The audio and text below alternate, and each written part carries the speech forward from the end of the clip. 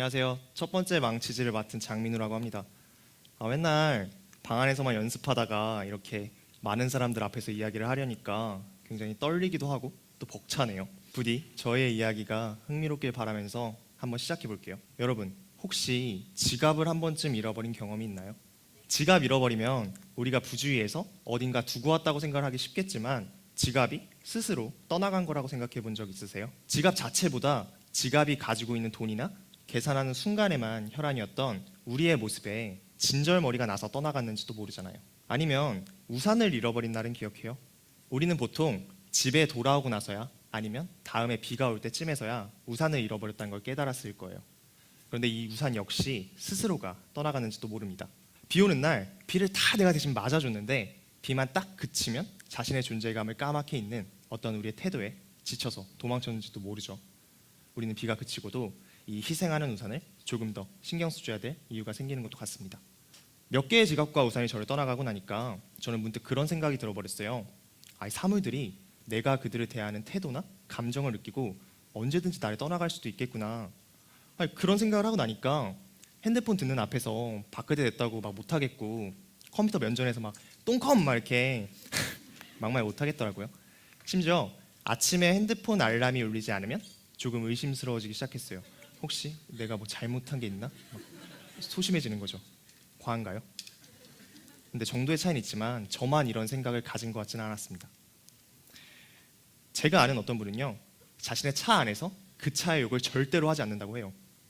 왠지 그 욕을 들으면 차가 화가 나서 막 사고를 낼 것 같다는 거죠. 몇몇 분 미소를 지시는데 저 처음에는 어이없었거든요. 근데 가만히 생각해 보니까 설득이 되는 거예요. 봐요. 운전을 하면서 욕을 한다는 건 그 자리에서 즉각적으로 나의 분노를 표출해 버리는 거예요. 그럼 다소 거칠게 운전할 확률이 그 순간 증가할 것도 같죠. 그럼 너무 자연스럽게도 사고가 날 확률도 따라서 증가하겠죠. 정말 차가 사고를 낼 수도 있는 거예요. 물건이 살아있다는 생각 후 찾아오는 그 물건을 대하는 태도의 변화쯤에 관심을 가졌던 저는 또 한 권의 책에서 굉장히 유의미한 대목을 마주하게 됐습니다. 일본의 한 지역에 대한 이야기였어요. 그 지역에서는 장바늘, 그러니까 긴 바늘을 쓰고 쓰다가 더 이상 쓸 수 없을 정도로 닳아 없어지면 그걸 연한 두부에 꽂아두고 제사를 지내준다고 해요. 그간에 억센천을 뚫느라고 고생을 했다는 거죠. 단순한 의인 하나, 일본인의 조금 과한 변태성이었을까요? 저는 물건을 사용하는 하나의 현명한 방식이라는 생각이 들었어요. 사실 바늘을 끝까지 쓴다는 게 어디 쉽나요? 더군다나 조금만 쓰기 불편해져도 금방 바꿔버릴 수 있는 게 물건이었을 텐데요. 그런데 그들은 바늘을 고생하고 있다고 생각한 지점에서 그 바늘을 끝까지 쓸 수가 있었던 거예요. 그런 교감 직후에는 언제든 바꿔버릴 수 있는 얇은 쇳덩어리가 아니라 나와 함께 고생하고 있는 또는 고생했던 그 어떤 존재라는 생각이 들었을 테니까요.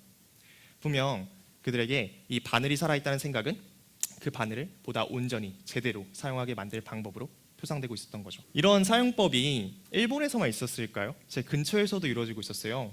제 지인 중에 굉장히 연식이 오래된 HP 노트북을 들고 다니는 친구가 있었거든요. 근데 맨날 노트북 바꿀 때 됐다 하는 소리도 귀에 걸리고 왠지 그날따라 맞은편에 놓인 이 친구의 노트북이 놀리고 싶어서 제가 이름을 붙여주고 조금 놀렸어요. 그 HP 이 상호가 제 눈에 이니셜 같더라고요. 그래서 형표라고 이름을 붙여줬거든요. 근데 나 처음에는 막 제가 놀렸어요.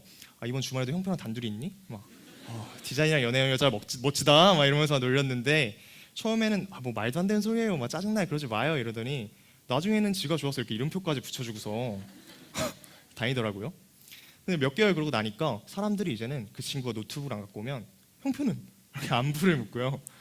본인 자체도 뭐 세이브 더디고 진행 버벅거리면 과거엔 짜증을 냈었다면 그 이후에는 형표야 힘내 이러면서 막 독려하는 모습을 마주하게 됐어요.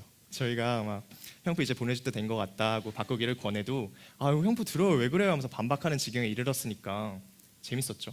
이름 하나 붙여줬을 뿐인데 그 친구는 분명 그 노트북을 노트북 이상으로 대하고 있었어요. 형표라는 이름은 그 친구에게 자신의 노트북을 다시 한번 애정어리게 바라볼 수 있는 어떠한 방식으로 작용하고 있었던 걸까요? 저는 이렇게 물건을 사용하는 사람들이 흥미로워지기 시작했어요. 그리고 그들의 그 물건이 좋아 보이는 거예요. 그래서 저도 제 물건에 이런 관점을 적용해 보기로 했죠. 시험 기간이었어요. 저는 공부를 할 때 샤프를 써서 이렇게 공부를 하는 편이에요. 근데 제가 승질이 급해서 막 누르다 막 고장도 내고 막 손에 흑염 묻혀가면서 뚫어주고 고치는 거 너무 힘들잖아요. 근데 문득 그런 생각이 난 거죠. 샤프의 힘을 마음심으로 치안을 해줬더니 이 자주 고장난 샤프가 굉장히 치근해지는 거예요. 급하게 내보이면 고장이 나고 안에 얼마나 들었는지 가늠해보기 힘들고, 너무 많이 내보이면 부러지기 쉬운 이 샤프의 특성이 사람의 마음과 참 닮은 거죠. 그러고 나니까 저는 샤프를 고치는 이 행위가 그렇게까지 억울하진 않고요.